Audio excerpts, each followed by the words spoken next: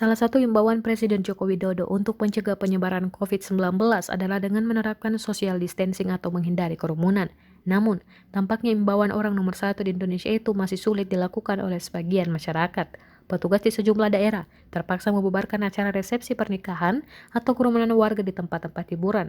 Kabupaten Kuburaya, Kalimantan Barat misalnya, sejumlah warung kopi dan kafe di seputaran jalan menuju Bandara Supadio Pontianak masih tetap buka dan melayani pengunjung.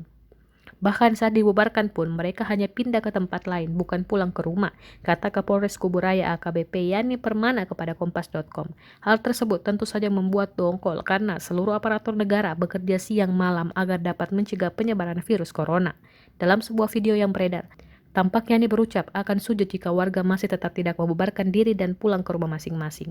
Saya sampai mengatakan itu karena kami sudah imbau berkali-kali tapi mereka tetap duduk. Bahkan ada yang tertawa sambil kami menyampaikan imbauan seolah-olah COVID-19 ini biasa saja, ujar Yani.